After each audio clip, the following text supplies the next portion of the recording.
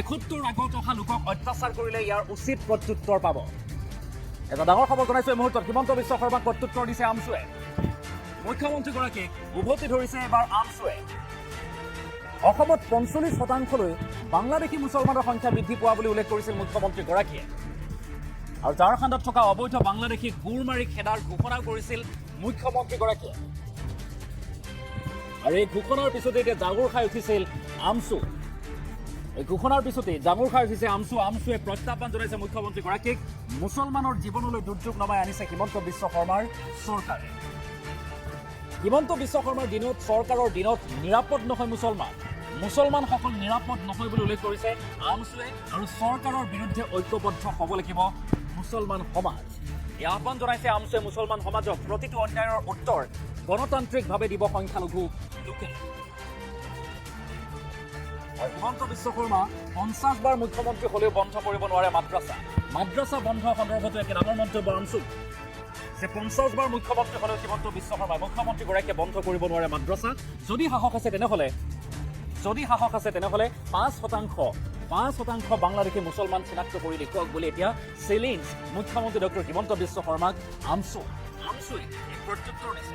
মুখ্যমন্ত্ৰীগৰাকীৰ মন্তব্য আছিল, ঝাৰখণ্ডত মুখ্যমন্ত্ৰীগৰাকীয়ে কৈছিল যে অসমত 45%লৈ মুছলমানৰ সংখ্যা বৃদ্ধি পাইছে আৰু ইয়াৰে অধিকাংশই হৈছে বাংলাদেশী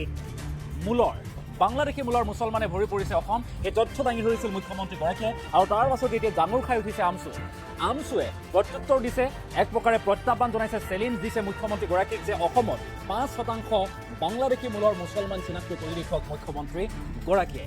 লগতে মুছলমান সমাজৰ প্ৰতিও বিশেষ আহ্বান জনাইছে এতিয়া আমছুৱে। কৈছে যে ইয়াৰ প্ৰত্যুত্তৰ গণতান্ত্ৰিকভাৱে দিব লাগিব। হিমন্ত বিশ্ব শৰ্মাৰ চৰকাৰৰ দিনত নিৰাপদ নহয় মুছলমান, আৰু চৰকাৰৰ বিৰুদ্ধে ঐক্যবদ্ধ হ'ব লাগিব মুছলমান সমাজ। আৰু মুছলমান সমাজক আমছুৰ তৰফৰ পৰা এই আহ্বান জনোৱা পৰিলক্ষিত হৈছে। কি কোৱা হৈছে, আমছুৰ তৰফৰ পৰা কেনেদৰে কঠোৰ সমালোচনা কৰা হৈছে বা চেলেঞ্জ দিছে মুখ্যমন্ত্ৰীগৰাকীক আমছুৱে।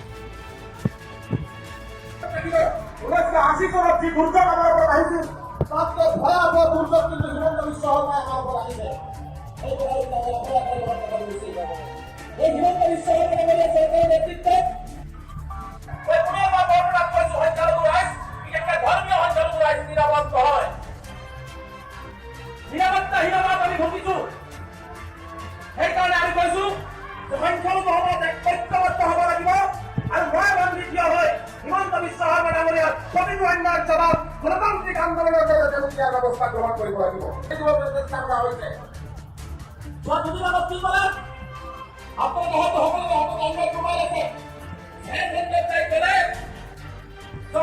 আধা মুছলমানে বাংলাদেশী বাংলাদেশ কঢ়িয়াই দিব।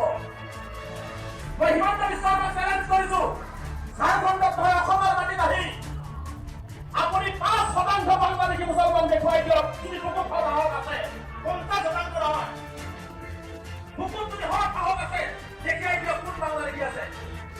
দেখুৱাই দিব নোৱাৰে। এই কথাটো স্পষ্ট কৰিব দৰকাৰ কৈ কৈছো।